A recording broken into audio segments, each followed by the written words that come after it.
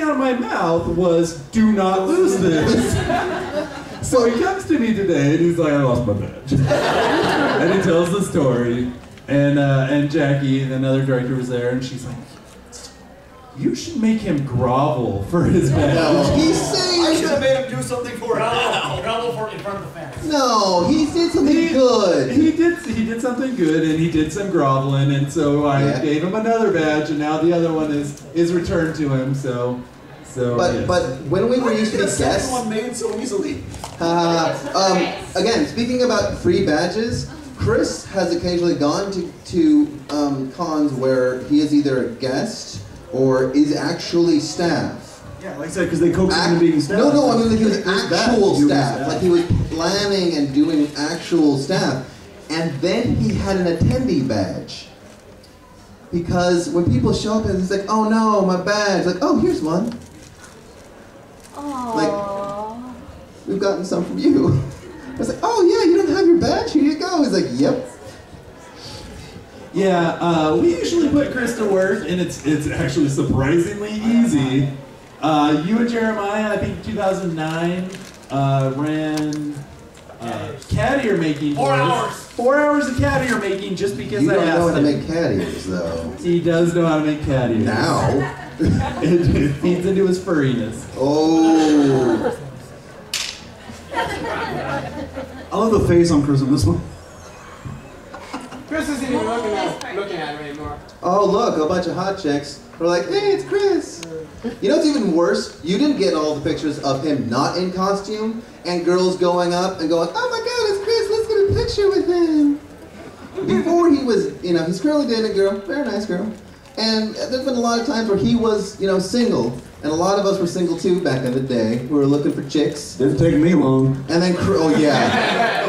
He found a girl who was like, I like you. And then he was like, you like me? Marry me now. 2 weeks later, married. The sad thing is he's almost entirely That is not, I'm not lying about that at all. But no, there's been multiple times where we're all like, trying to mac on girls and and then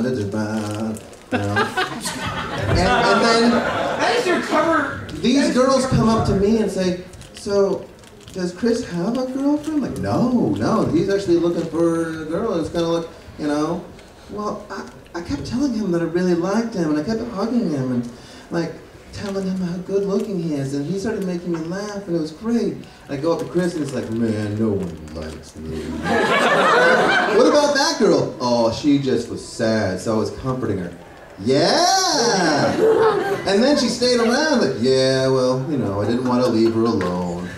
And then she started talking about how pretty she is and how she's all, she's now 18 and stuff.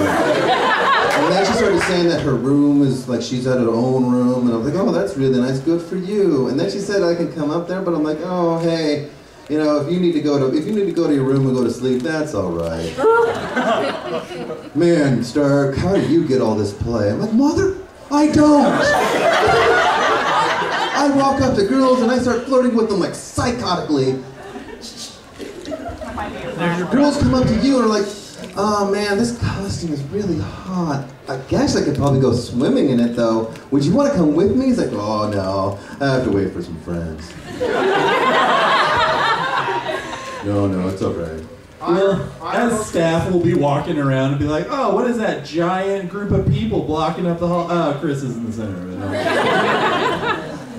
Okay, so I've got prizes here. I have 2 things left over that I have from Match Game that I'm going to give to the 2 audience members who can tell us the funniest stories they have of Chris. Wait, we have a time limit on these stories. Yeah, don't make it like 20-minute story. I'm saying like a 2-minute, 3-minute. Yeah, I think about 2 minutes. If it's all rambling, oh yeah, you're up first.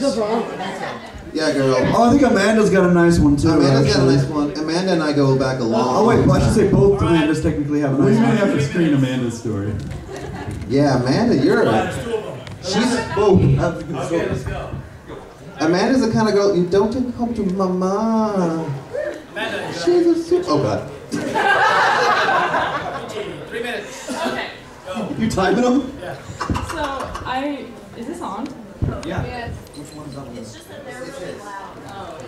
I started conning when I was 13 years old. And so... You mean 18, right? 13! Oh, man. And so I'm... Just take it. I don't need it. No, you do. Go. It wasn't even fixing yours. So I saw all these guys, and then around soccer con for a couple of years, and then I went to Kumoricon 2003. I was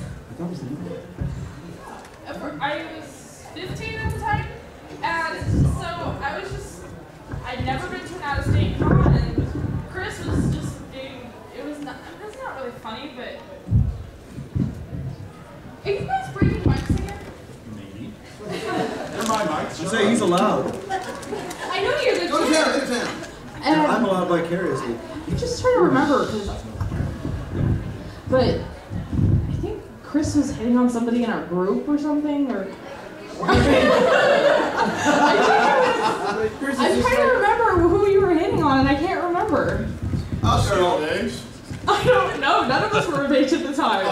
Keep going, keep going. And I'm just standing there, and I'm like, oh my god, there's this. I was 15. I'd never been to out-of-state con, as I said, and I'm sitting there like, there's this big black guy hitting on my friends. I don't know what to do. I'm terrified. It's not racism if you're sheltered in suburbia. I was sheltered in suburbia. And then as I got to know Chris, I realized he was just really, really friendly, and it was more of him being friends and trying to help everybody instead of actually hitting on them. And so I assumed it was being hit on, but then I realized as I got older it was actually just being friends. But I guess it was really funny to me at the time, or as I've gotten older. But it was just really weird to see this big black guy twice their size, what I think was hitting on, and I'm like, oh god.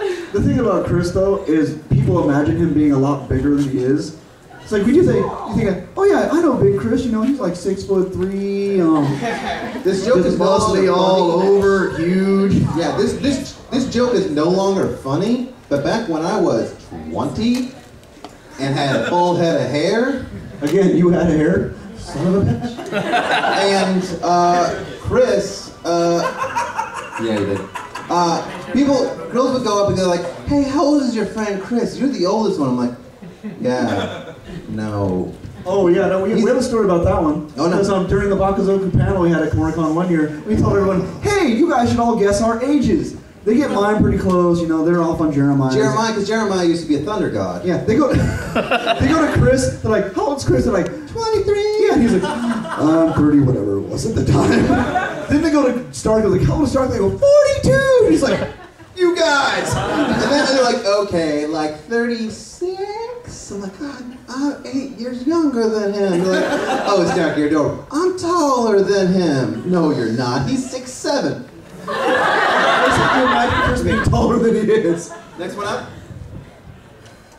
Go, you're standing up. Okay. So, I don't even know if Chris remembers this at this point. Oh, he probably doesn't. Because this was during the SoccerCon from Hell in Tukwila, and at least I believe it was. And it's the end of the con, and things are winding down.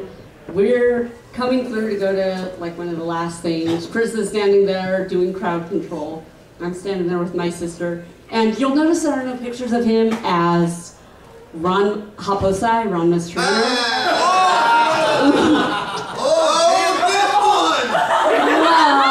I walk up, and I'm in line with my sister, and we're going, okay, what can we do here? What can we do here? I'm like, I'm going to give him my bra. I unhook my bra, pull it off, come up, and I'm like, oh, here, Chris. Hand me my bra. I swear, I did not know that black men could turn that shade of purple. He was purple. Another. Oh, no, you go. Okay, I've got another story, actually.